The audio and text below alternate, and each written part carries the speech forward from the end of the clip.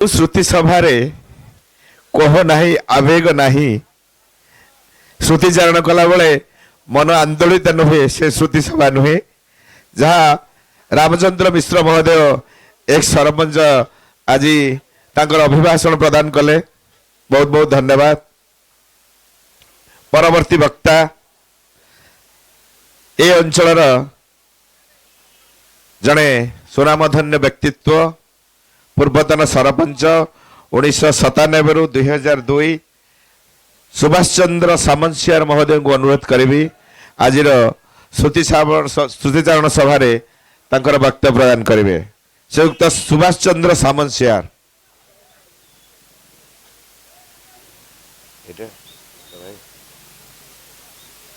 भाई तो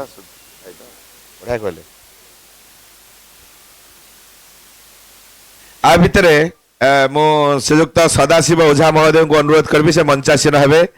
आम अंचल जड़े अवसर प्राप्त प्रधान शिक्षक जहाँकर पुत्र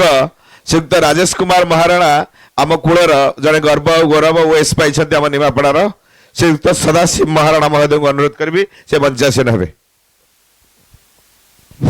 हेलो जय जगन्नाथ। मु भाग्यवान विषय कौन कहबी बहुत लोक बहुत वक्ता वक्तव्य दे सारे मोर अनुभूति मु कहूँ जो चारोटी हूँ भल गुण गोटे हूँ एवं कला प्रेमी एवं राजनीतिक मते जदि ए ग्राम जदि मते आनी था राजनीति की 82 मसीहा रे मुझे जनता दल रे मते मिसेले 82 मसीहा रे कांग्रेस दल रे जा मते तांका परिश्रम बल रे मु दुई थर जितले मध्य से मो पाखरे रही पारले नहीं। से मते बहुत साहाय्य सहानुभूति करी मते ये साइंस पंचायतर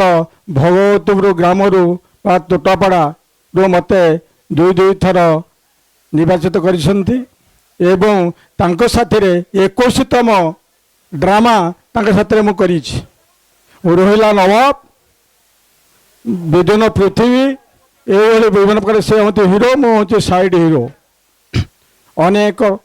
तांकर मोर अनेक आर्टिस्ट आणु से पुरुष थे सुधा आम आर्टिस्ट आनी करो। से प्रथम आगत पढ़ी थे बलंगा हाई स्कूल उच्च विद्यालय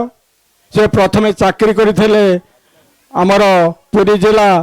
ब्रह्मगिरी रे सेठू चाकरी छाड़ी आसिले राजनीति की राजनीति से कले डाक्टरेट डाक्टर रे आम निमापड़ा आम साइंस पंचायत रे कई डाक्तर नथिले से जो भली भाव में गरीब लोक धनी लोक पर्यंत समति कि सम देती जहाँ पे राति अध 3 पर डाकिले सुधा कार हूँ डायरिया हेले कार ज्वर हेले से माने रह भाव में कार्य कर आसी से आमर भगवतपुर युवा संघ एवं महिला समिति आउ क्लब ये से आमको प्रोत्साहन दे आमको आम 2-3 अनुष्ठान कर माध्यम एवं मु आउ अधिका कौन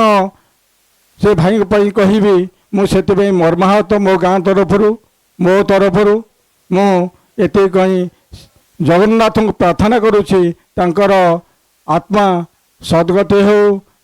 चिरंजीवी हो यही कहीं मु आशीर्वाद जय जगन्नाथ जय जगन्नाथ।